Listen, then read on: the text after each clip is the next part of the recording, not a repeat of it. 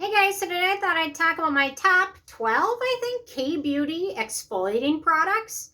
There's actually a lot more exfoliating products in KBeauty than you would think, and it seems to be more of like a recent happening where more and more brands are coming out with exfoliating products. So I thought I'd start with the strongest and go to the weakest products.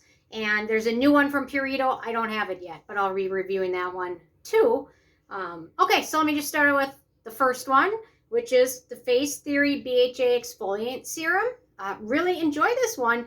2% salicylic acid. They also have a little bit of glycolic and lactic acid in this one.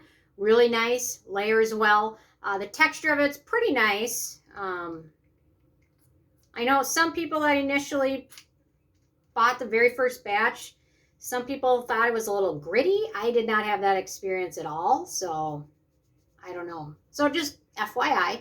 This one's really nice though. It adds into your routine pretty nicely, and I think it's a good alternative to some of the Paula's Choice exfoliants that a lot of people have been asking about in case Unilever takes that brand to the ground or takes it to the top of the prices. I don't know. Okay, next up, the Cosrx AHA BHA Clarifying Toner. This one's been around for a long time. It's really nice. It's super affordable. Out of everything here, it's probably one of the most affordable products. It comes in a spray bottle, but I don't recommend spraying over your entire face. I recommend applying to a cotton pad and then smoothing onto skin. Cosrx has a lot of exfoliating products, so if you're into exfoliants and KBeauty, Cosrx is certainly one to check out. This happens to be just my favorite from them, but they have a lot of them. This one is another newer product. This is the TM PHA 12. What do they call it? Purifying liquid. This one is nice. No fragrance. This one's a newer one. I think I got this one just about a month or so ago. But it's got really nice liquidy texture. Smooths on the skin really easily. It fits nicely into most routines. And I found it to be strong enough to be effective, but not too strong where it's irritating or super drying to skin. So this one could be a really nice option for sensitive skin or people that are newer into exfoliants or that use other products in their routines. Okay, this one was one I doubted when it first came out, but I had to admit I was wrong about it. That is the Good Molecules Glycolic Exfoliating Toner. I was a little bit concerned about the pH with this one initially, thinking it was a little bit too high, but I found that this one does a pretty good job exfoliating, even at a little bit higher pH than what is, I guess I'll say, optimal, although knowledgeable and inquiring minds disagree on what percentages certain actives need to be at. They're just... people have different theories, so nothing wrong with that. That's the fascinating thing about skincare is how individual it all really is. And one product might work amazing for somebody, it might be horrible for the next person. There's a rare product that comes around every 100 years that works great for everybody. It just hasn't come yet this decade. I don't know. Anyway, worth checking out. Super affordable. I think it's like $10. So Good Molecules is pretty affordable.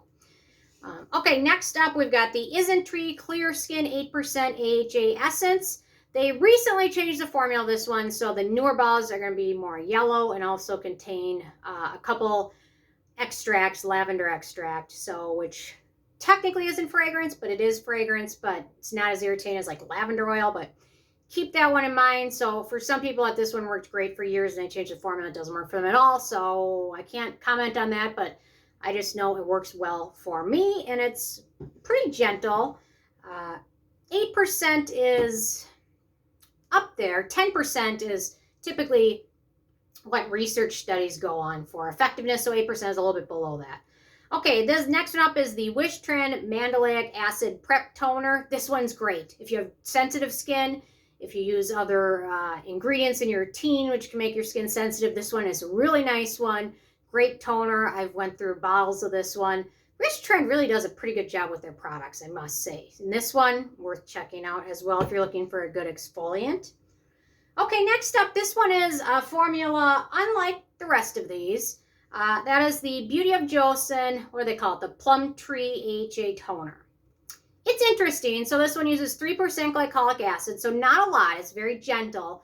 The one challenge with the foam, I will say, is applying it to the areas you want to apply it to because it's foamy and you don't want to apply exfoliants really close to your eyes or your mouth for obvious reasons. It's irritating.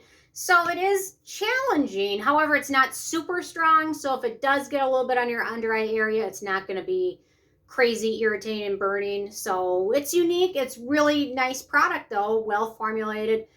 Seems to be gentle, very gentle, but still does a nice job exfoliating. You can add in your routine and it doesn't leave your skin feeling dry or irritated. So, okay, next up we've got the Benton Aloe Skin BHA Toner.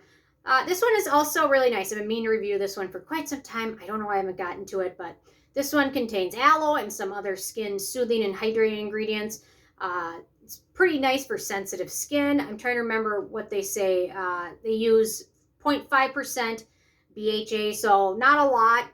Just enough to be considered an exfoliant, but not enough where it's going to be strong. So even very, very sensitive skin can get away with using this one and adding in your routine. So it's a good one and pretty affordable.